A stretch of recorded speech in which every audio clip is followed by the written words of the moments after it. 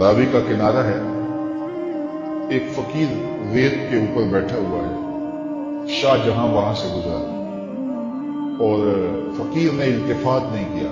بادشاہ کے ساتھ خدام تھے، زرق برق پوشاکوں میں ملبوس نوکر تھے، پورے شاہی تم تراک کے ساتھ جا رہا تھا، تو فقیر نے التفات ہی نہیں کیا، توجہ ہی نہیں دی۔ بادشاہ کے دل میں بڑی بات آئی، وہ آ گیا فقیر کے پاس، رک گیا اور کہا کہ ایک بات تو بتاؤ، زندگی کیسے گزر رہی ہے؟ فقیر نے مسکرا کے کہا کچھ تیرے جیسی گزر رہی ہے، کچھ تیرے سے بہتر گزر رہی ہے۔ بادشاہ سمجھا کہ یہ مجھے پہچانتا نہیں ہے کہ میں کون ہوں، میری شخصیت کیا ہے، اسے کیا پتا تخت و تاج کی زندگی کے کیا مزے ہیں، شاہی محلات کی آسودگیوں کا اسے کیا علم ہے۔ اس نے کہا مجھے جانتے ہو؟ کہا ہاں تم شاہ جہاں ہو، ہندوستان کے بادشاہ ہو۔ تو کہا پھر یہ بات کہہ دی، تمہیں نہیں پتا ہے کہ تخت و تاج کی زندگی کیا ہوتی ہے؟ آؤ میرے ساتھ چلو دہلی میں اور وہاں دیکھو کہ شاہی محل کے مزے کیا ہوتے ہیں۔ اللہ اکبر! اس نے کہا میرے لیے یہی بہتر ہے، تخت سکندری پہ وہ تھوکتے نہیں، بستر لگا ہے جن کا تیری دل میں۔ ہارون الرشید گیا نا قبرستان کے قریب سے گزرا تو وہاں بہلول بیٹھا ہوا تھا۔ یہ مشہور مجازین میں سے مجذوب اس کو کہتے ہیں کہ تجلیات کے وفود سے جس کا شیشہ عقل ٹوٹ جائے اس کو مجذوب کہتے ہیں، اور لوگ اسے پاگل کہتے ہیں، لیکن سادی کہتے ہیں سادیا نزدیک رائے آشکاں، خلق مجنو نندو مجنو آپ کی نسل، اصل میں تو عقل مند یہ ہے۔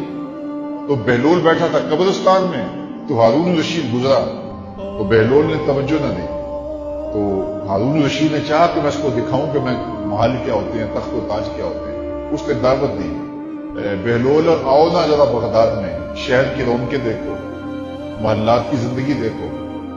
تو حضرت بہلول نے جو جواب دیا بڑا خوبصورت تھا، کہا شہر والے سارے ادھر آ رہے ہیں، میں شہر کیا لینے جاؤں؟ تم مجھے شہر بنا رہے ہو اور شہر والے سارے روز ادھر آ رہے ہیں، تم کندھوں پہ اٹھا کے روز میں ادھر لاتے ہو اور میں شہر چلا جاؤں۔ تو بادشاہ کی بولتی بند ہو گئی، تو کہا کہ بتاؤ یہ تم نے جو کہا کہ کچھ زندگی تمہارے جیسی گزر رہی ہے، کچھ تم سے بہتر گزر رہی ہے، یہ بات میری سمجھ میں نہیں آئی۔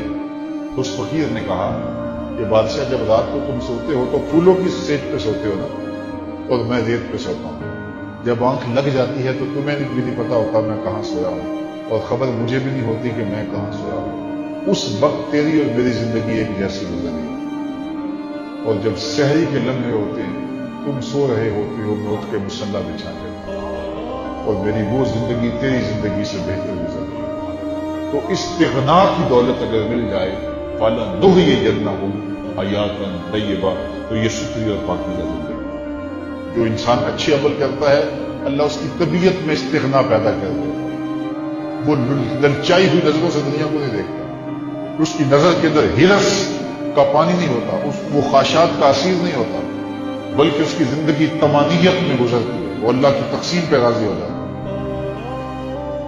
حضور نبی رحمت صلی اللہ علیہ وسلم کا ایک فرمان سنیے، حضور نے فرمایا انظروا الی ما اسفل منکم، حضور نے ارشاد فرمایا جو اپنے سے نیچے ہے اس کو دیکھو، تم سوکھے ہو جاؤ گے، دکھی نہیں ہوگے۔